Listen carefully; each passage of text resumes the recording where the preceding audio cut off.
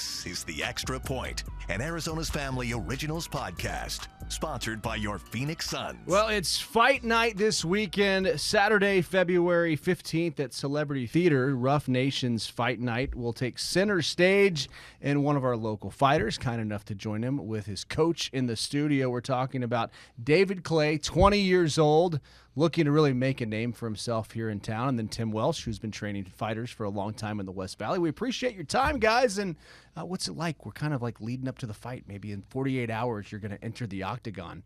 David, let's start with you. What's going through your head right now? Right now, just getting my weight down. I have about 10 pounds to cut in the morning of water. That's a rough process, but it's part of it, so that'll happen. Saturday, gonna shake out before the fights and hopefully knock this kid out. Yeah, so put on a show. So the hay's in the barn, basically. Is there any more training to do? Like, do y'all not go No. get in the gym tonight and try to get in a little more work? The work's all done. I mean, at this point, it's just going out there and showing all the work I've already done. I'm not gonna get any better in this week. Need to rest. Need to prep. Need to get my weight down. Make that weight. Hay's already in the barn. Is it so take us through the training, and Tim, tell us about the training here that you've put this guy through. What's it take to be able to get inside the octagon? I mean, it takes a lot of discipline, a lot of discipline, a lot of being able to get beat up and go back to the gym, get beat up, go back to the gym, and just finding people in every art that are better than you at jiu-jitsu, better than you at wrestling, better than you at Muay Thai and boxing, and trying to really perfect all the arts. And at this point, it's the fight before the fight, and that's cutting the weight. It really is a hard fight, cutting the weight. Not only cutting the weight and rehydrating the right way. So when you cut, he's probably going to cut total this week around 15 pounds. So then right after you weigh in, you got to make sure you rehydrate right and put the right fuel in your body so you're ready to perform at your best. Yeah, so that's I mean, how do you prepare for the fight before the fight? Are you up all night? What's that look like? A lot of eating the right food, not eating the wrong food. Hydrating right, taking supplements that are good for me, that are going to keep me not sick. And yeah, that's a lot of it. Just cutting calories, which is not fun, not eating a lot of food. And that's why it's important, like you said, 15 pounds, like a lot of that's water. A lot of it's just not eating after a bit. And so after weigh-ins, needing to fuel up, Yeah. So how do you go about, like, in that process? Are you visualizing the fight? I mean, to get to that point, do you have a game plan here? Do you have a strength? I don't want you to give away your whole game plan because your opponent could be listening. But tell us about you as a fighter. What can we expect on Saturday? I am primarily a grappler, but I wouldn't say my striking's too bad. So expect some punches, some kicks. Expect a few strikes to the head. Maybe I'll knock him out. Maybe I'll take him down and submit him. You'll have to see, Yeah, and it's been hard to get a fight. You were telling me about that. It has been. So tell me about that, because I don't know what's harder, cutting the weight, trying to get a fight, trying to make a name for yourself in the sport. But tell us about trying to get in a fight, trying to get a fight, and trying to make a name for yourself here. Yeah, so in March it's going to have been 2 years since I fought. I have had probably at least like 9 opponents that just not work out. I've had 3 contracts signed, and the opponents just not show up or pull out day before. One of those, I was seven pounds down. I have a 14-pound water cut, and I was sick at the time, so it wasn't fun. I was halfway through my water cut, and I get a call from Tim saying, "Hey, I'm sorry, but your guy pulled out," and it sucks. But also, it's part of the game, so it happens, It's really just going out there and trying to get another fight, and that's what we've been doing for these last almost 2 years now. And as long as this guy, Alyk Lopez, shows up on Saturday, I'm going to finally have that second fight. So How much are you just looking forward to getting in there? I mean, are you going to appreciate it more? Like, what are the nerves getting in there, and what do you think you'll be feeling on Saturday? There are a bit of nerves, but at the end of the day, I know it sounds cocky, but I know he's not better than me, and I know I just need to step in the cage, and I need him to step in the cage. And like you said earlier, the hay's in the barn. That's all I need. I need this guy to show up, and I'm going to put him out. How good is this guy? Yeah, no, he's really good. been watching him since he was a young kid. I know his sister. His sister is the best jiu-jitsu girl in the world right now, and so I've been kind of keeping my eye on him. And then when I found out he wanted to do MMA, I was pretty pumped and kind of excited to take him under my wing and see if we can get him to the UFC world title. He's already a 2-time purple belt world champion, and it's been hard to get him fights because people Google who he is and they see he's been training since he was a young kid. And as amateurs, you kind of want to build your confidence and take the right fights, so people Google his name or they look at his Instagram and they're like, nah, I'll take a different fight. So I had to make his Instagram private for a while, and so we could finally get a fight lined up. The last fight we were in Montana, and the guy pulled out about an hour before the event. Oh, man. So he didn't come into the arena and pulled out. So I'm excited to get him back in there and test himself. He does have a very tough opponent from a Fight Ready, one of the bigger gyms here in Phoenix. They have very good coaches. He's a good athlete. The kid he's fighting is undefeated, so it's not going to be an easy fight. Yeah. So how do you train him again without giving away the game plan and with the different disciplines that you have? I would love for both of you to kind of talk us through, maybe especially our audience who might not know, when do you grapple, when do you kick, when do you strike, when do you change the game plan, and how do you kind of train for just the different each discipline? Do you train individually, or is it just kind of like a dance? I mean, you do train them individually, but that's the hard part about MMA is you have to find someone who knows how to put it all together. Jiu-jitsu is a completely different sport than boxing and all these different sports. So find someone that can put it together. And for him right now, we're trying to just get him solid everywhere, and he is very solid everywhere, but now it's just getting the experience in the cage, getting the tough fights, getting put in the tough situations where maybe you lose a round or maybe you lose 2 rounds and have to come back and really get his experience high before we turn professional. And do you have a plan for if this were to go well on Saturday, like what's the roadmap look like to turn professional and us to be seeing you on pay-per-view one day? Ideally after this, probably get at least another fight. Can I talk about that? Oh, yeah. In Vegas, we're working on it. And it's okay to say one fight at a time. Everybody that I ever talk to is like, that's just one game at a time, one pitch at a time, one fight at a time. Yeah, no, recently we got offered a title fight in Vegas for the amateur title in Vegas against a very tough kid. I do believe the kid might have turned it down, but they're already looking for a replacement for that, and that's the champion. So it's going to be kind of tough. But hopefully Vegas March 14th, and if we can take care of these 2 guys in a good fashion, then we'll probably turn him pro. Nobody wants a piece of this guy, do they? No. Well, okay, so you have trained one of the most famous fighters in Arizona, and I was looking through your Instagram, and you've got the hair, so it looks like Suga has had quite an influence on you. So do you get to train against him at all? Is he going to be there on Saturday? Is he a guy that is watching your every step right now? Yeah. He's gonna be there Saturday. He and Tim will be coaching me, helping me out. He's there. He's helpful. It's a blessing to be able to train with these guys, and the fact that they're both there to help me when I need it, and it's amazing. Yeah, I'm grateful. How do their styles compare? Completely different. Sean's more of a wild guy. He didn't really grapple a lot growing up. David Clay's more get in your face, and he's going to really break you not only just with his punches, but just physically and make you tired, and his gas tank is really good. It's one of his strengths. So when the fight gets tough, the heart rates are high, and it gets deep into the fight, that's where David grows even more. So who do you kind of train with? Like, did the 2 of y'all? Is there a lot of punches being thrown between each of you? Will Suga get in there? Is anybody else like a sparring partner that's really helped you out here? We got a bunch of sparring partners at the gym, but we do grapple quite a bit. He keeps me young and keeps me sharp. Comes after me every time we grapple. He's coming to take my head off, so I look forward to it. But Sean's a little bit smaller than him, so we have some other training partners, Joseph Perez, who's another good fighter, and we have a bunch of up-and-coming fighters that we train with. Yeah, and I guess when you're training, but does it like are you learning? Like how does the learning process go? Does it ever stop in this sport? I mean, every time you walk out of the gym, how many new things do you learn about your sport? You might not learn like new things every day, but you're constantly learning. I wouldn't say there's a ceiling to the sport. It's constantly growing. I mean, at jiu-jitsu, judo, Muay Thai, they're all, I'd say MMA is definitely one where the ceiling is less found. I don't think there's one that has even been, I don't think anyone's even seen it.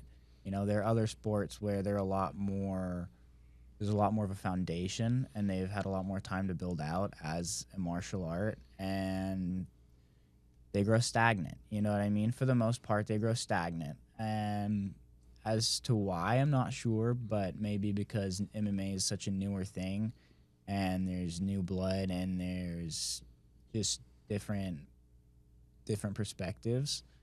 It is something that's going to keep growing for a while, and to what degree I don't know, but it's flourishing, and it's still growing every day.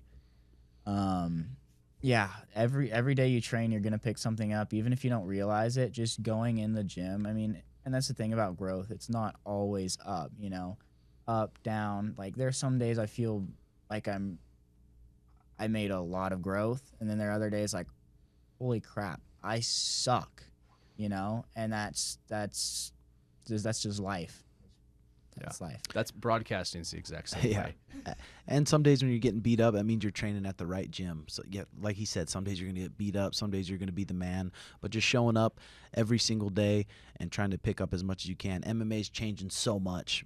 Probably even 10 years ago, guys would start training and fighting when they're around 20, 30. Now guys are starting to train around 10 years old, 8 years old, 9 years old, and now they're getting to this age that he's at, and it's really a whole nother level. Yeah. So was this always the goal? Like 5 years old? When did you first decide you wanted to do this? So I started training Brazilian Jiu-Jitsu at 7 years old. You know. Was there any other sports? Yeah. So my older 4 siblings did gymnastics, so I did that a little bit, but like I wasn't that old to get into it, and also it was just more their thing. But we ended up moving to Alaska. Up there, we lived off grid for a bit. I mean, how far off grid? Like was like there like off grid, like out. You have a generator, and you know when you don't have that much money, you don't use the generator a lot. You use that sparingly. Are we talking about like the moose wanders in your backyard and the moose is dinner? There's not a backyard. There's you're living in an mountain? RV. You're eating rice and beans. You know. Yeah. I've lived in a lot of financial situations. I've been eating rice and beans because you can't afford much, and then we've been, you know, middle lower class. I've lived off grid. I've lived, you know, with electricity and everything. I've lived in a lot of places, but a few years after that, because I was probably about 5 when that happened, about 4 or 5. We decided there wasn't any gymnastics that would be competitive, and so one of the things was my mom was like, if you're going to do sports or anything, you're doing it to excel at it. You're doing it to be excellent. And so if there were no gyms to be excellent at, to go to the Olympics in gymnastics, why are we doing it? And so we were looking around for, you know, another at least PE to be active. And we found one of my older brothers wanted to do MMA. He hasn't stepped foot in the gym. He to hasn't? this day. No. Never even just to like, I'm your older brother, man, I could take you, and then he changes his mind. Yes, but not in the gym. he'll say that just for shits and giggles. But and so we were looking at like martial arts and stuff. We went to a few gyms that were like karate gyms or something. I don't remember. And eventually we found this gym. It was MMA and jiu-jitsu and all that. So when I was 7 years old, I started Brazilian Jiu-Jitsu, and from there, I mean, I saw like striking in the gym, and I guess I saw it on TV or like, you know, in anime. Yeah. You see anime, you're like, damn, I want to be the strongest in the world. What? And so I was like, I want to learn how to fight. You know, like I was doing jiu-jitsu. I knew how, like I was learning grappling, but it's like I want to learn how to throw strikes, you know? And so when I was 12, I got the opportunity on my 12th birthday. I started training MMA. And they told me I had the it factor when their ultra heavyweight champion at the time broke my nose, and I didn't flinch at punches. So At 12? At 12. So from that point on, whether I knew it or not, you know, my path has been go to the UFC and be a champion, be So the best in the world. This it factor. Tell me about this it factor. Did you see it when you first walked in the gym? Yeah, I just saw mainly his work ethic. He comes in there and he shows up. He shows up early to the warm-ups and he warms up and he practices like a champion does. And you can see it in practice. You can see guys who are losing focus and they come in there and they're just kind of messing around. He comes in there every practice to work and to get better. And like he was saying, like just financially, it's hard for these fighters. It's not a sport where you're going to make a lot of money. Very rare people make a living fighting. So it's really nice to have people like the Phillips Law Foundation and stuff to come and back him and support him and help him with his food and help him with his rent and even help with my gym.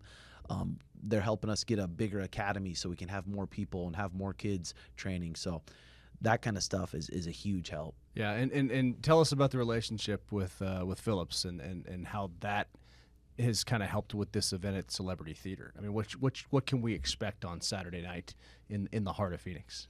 It's going to be an electric fight. Phillips Law, they've helped us out tremendously. I can't even tell you how much they've helped us out. And I partnered up with them with my podcast a long time ago, and they came to me and said, hey, we want to help someone young, upcoming who needs it. And I had them come into a practice and watch David Clay, and they were really impressed. And then they met him, and they fell in love with him. So they're really been a huge help already, and we've just got the partnership going, and look forward to be partners with them for a long time. And how can people get tickets and be part of the experience on Saturday? It's going to be at Celebrity Theater, so if you want to show up, you can buy tickets at the door or on Rough Nation, the Instagram. You can go on there and you can buy them on the website also. All right. So just a couple more questions about your sport, because I think it's fascinating. What I think is most fascinating, we're around so many different sports, and there is a sort of lion's den mentality when you're in a football locker room, when you're in a baseball, basketball locker room, hockey locker rooms. They smell the worst.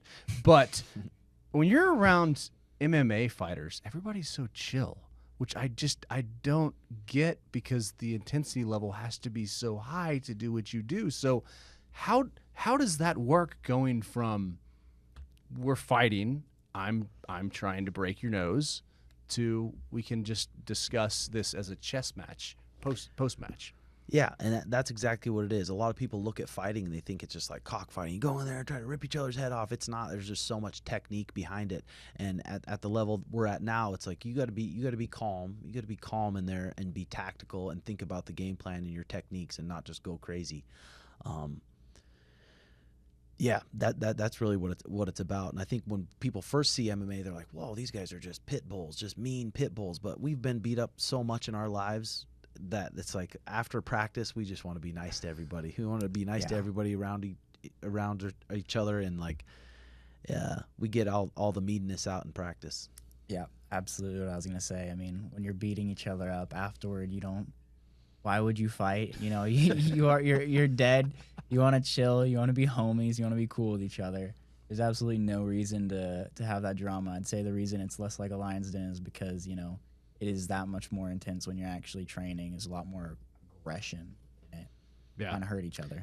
And in the cage, it's a different story too. In practice, you can do all your techniques and you can look real good, but when you're walking out and they're gonna lock the cage and all your family and all your friends are there and you have to fight this other guy who's a trained fighter, it's really intense. And the sport, it really is probably 90% a mental battle.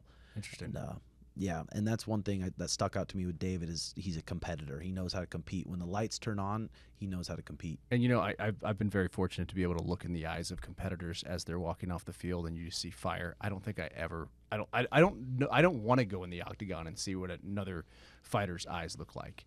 I mean, it's just, can you describe it's go time like mentality? Does a switch have to flip, or is it like a slow classical music build? It's really a level of focus. When you get in there, being present, being in the octagon, feeling your feet on the canvas, and just being there. Once the hardest part is the build up to the fight, the night before the fight, all the build up. Once the cage door locks, though, it's what we do every single day. Yeah. Do you have a little sugar in you? The glasses have like hearts, or what do we got going on there? Is the hair going to stay for Saturday? Yeah, I'm probably gonna cut the sides a bit, you know, get it clean, get it fresh. But you represent in Arizona, so it's kind of like what we've come to expect, right? Yeah, I mean, I'm an eccentric guy, just like Sean is. So in our own ways, different, but definitely we're both eccentric. Have you sparred with him at all to get ready for this fight? I've done some work with him before. Yeah.